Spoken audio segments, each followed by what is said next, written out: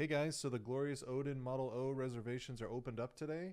They contacted me and asked me to make a super short 2 to 3 minute video just to show off the mouse on camera and go over the basics, so that way everyone who wants to reserve one is not flying blind. This won't be a full review. I will post one in a month or two, but for now I'm just going to kind of speed through these bullet points real quick and show you the mouse on camera, and so, hopefully everyone will have a better idea of whether or not they want to reserve one early.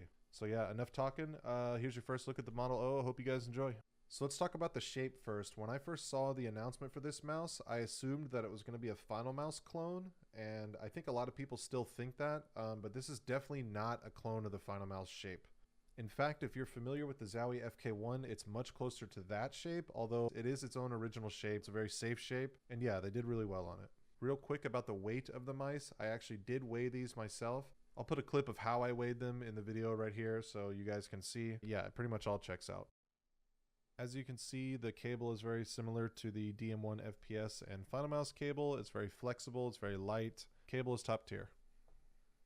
So onto the two different colors, because there actually is a difference. I'm sure you're able to see in the video, but this is not a mistake. One's not brighter than the other. The color white is actually very good at reflecting different lights. So if you order one of the white copies of the mouse, whether it's matte or glossy, it's going to shine a lot more, especially in the dark, than the black copies will, because the light's going to bounce all over the interior. I thought that was worth mentioning, especially for the people who are super into RGB, because they might want it. So yeah. Speaking of matte versus glossy, I'm just going to leave this here for anyone who hasn't used both in the past. If your fingertips stay pretty dry when you're playing, you might want to check out the glossy coating on either color, because it offers a way better grip. But if your fingertips are kind of damp or you have sweaty palms when you're playing, then you're probably safe getting the matte coating, which is what most mice kind of hover around anyway. It's a textured hard plastic, and it's pretty normal to have a matte coating. The skates are, for me, definitely the star of the show as far as all the features go for this mouse. They're hands down the best skates you're going to get from any company right now, 100%. They're rounded on all sides. There's no scratching. They're 100% PTFE. All three copies that I tested had perfectly aligned feet. There was no issues at all. I actually tested them back and forth with a Final Mouse that had brand new Hyperglides on it, and I could not tell a difference whatsoever. I think Glorious is setting a really cool example for other companies with these feet, and it's definitely one of the strongest selling points of this mouse. And last but not least, I just want to mention all the plug and play feature. You can switch the DPI with a DPI button behind the mouse wheel. There's 4 steps. It's 400, 800, 1600, and 3200. And you can also change the color brightness, the color speed, the color effects. There's a lot of different color options with this mouse, and you can do them all without software. I'm actually going to show a clip right here and kind of go through the different color effects. But keep in mind, there's 4 levels of brightness.